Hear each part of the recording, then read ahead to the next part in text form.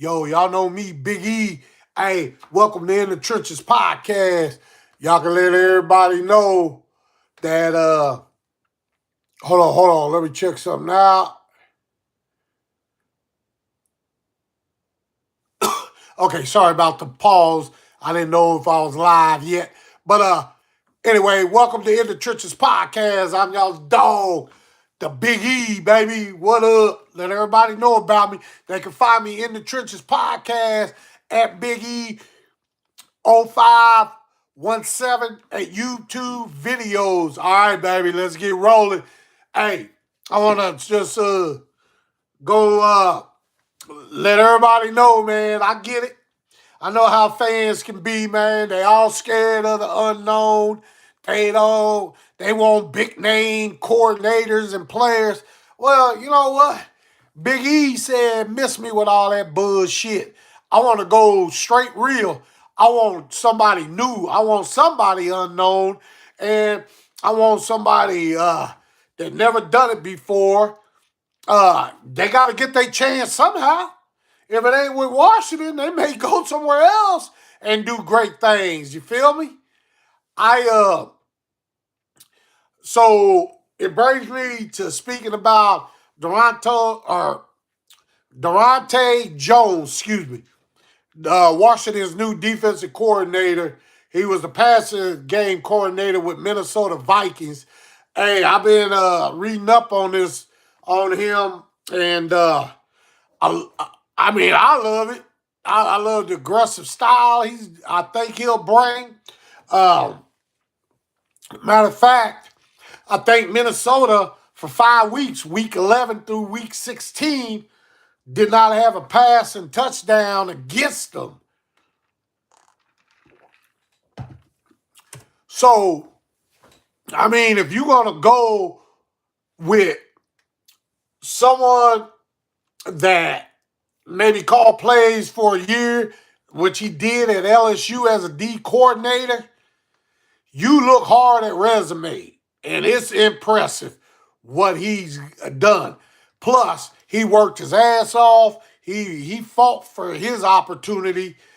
I believe he's a coach with a vision, and he will never get off of that road until perfection is perfected. I think he's the type that will continue to ascend. And what I mean by that if things ain't working, he's always going to be thinking ahead. Like I said, I've been reading. Obviously, I don't know the dude, but what I've been reading and putting my own shit together instead of what everybody wanting, like they don't want they want big name coaches and players. Screw that. I've been a fan for over 44 years, and man, I'm telling you, the young talent coaches that got out of Washington's building that are head coaches now, as a fan, do you honestly think that I won't miss opportunities again for coaches? So Dan Quinn and Adam Peters probably like, hey, we doing something different this year. I know last year was a losing season, but here's the thing. You had experienced coaches. I don't give a damn about injuries, man. Coaches will win you some games. I'm telling you, man, there was differences with Cliff Kingsbury. You had to move on. And I'm going to be talking about David Blau in next segment when I go live. But right now, I don't want to get off course. I want to talk about Daronte Jones, the defensive coordinator, the new one, is impressive. Back to his ability to adjust, but more importantly, his ability to get the most out of what he has. You don't think Dan Quinn's ears perked up in that interview knowing that? Because Dan Quinn ain't using injuries for the loser season. Although we know that's a big reason, but also philosophies, coaching, you could say personnel. Hello there, R. Raymer. Sorry, hi. I was trying to pronounce your name. Welcome to the chat. How you doing? R. Gamer. All right. Peppy B, what up, though? But yeah, let me get back to this podcast. Saying hi to everybody. What up, though? So anyway, Daronte Jones, the new defensive coordinator for Washington, man, I'm telling you, just stuff, his character. I understand people probably heard similar things before, but man, you look at his body of work up there in Minnesota.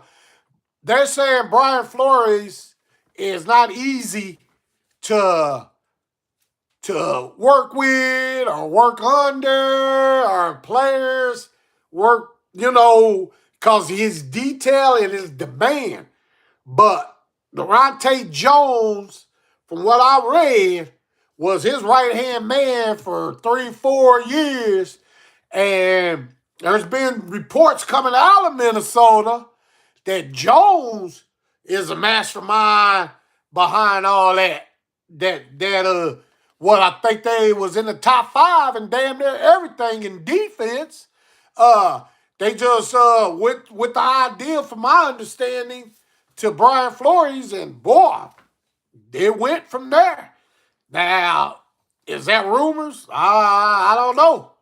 But my understanding, Daronte Jones had helped big time with that defense. So he's looking for an opportunity again. We don't know what anybody's going to do till they get their opportunity. And here's the thing, like 20 years ago, I started a new job. I don't know how I was going to do, but I got my opportunity. And what's the knock? Because somebody don't call plays. Well, I'm going to tell you, on the defensive side, you got Dan Quinn. He ain't gonna let him collapse now. But I like this hire again. I don't want no retread coaches, meaning, all right, people have brought up Mike McDaniels. All right, man, for whatever reason, he didn't get a head coaching job. I don't know if he's wanting to get back into it after getting let go by Miami. But eventually, the ones that had done this before as head coaches and now getting hired as coordinators, I love Washington's thinking. If you would have hired that Mike McDaniels, for example, Washington took off yet again,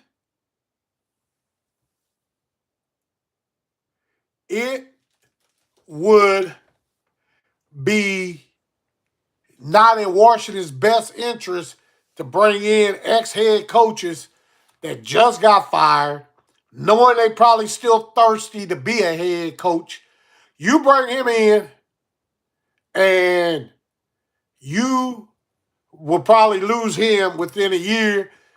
To put in perspective, then Jaden Daniels had to go back learning from another coordinator. Okay, just giving that example. I know I'm going to bring this up when I speak about David Blau in the next next podcast. But anyway, so I love it. You going with a defensive coordinator that ain't been in systems of Brian Flores for 3 to 4 years, like I said. And you know Brian brings aggressive style blitz happies, make it look like a blitz, then they back out in the cover 2 deep zone. I mean, all kind of disguise. The bottom line is we need a coordinator that's aggressive. I feel like he's it.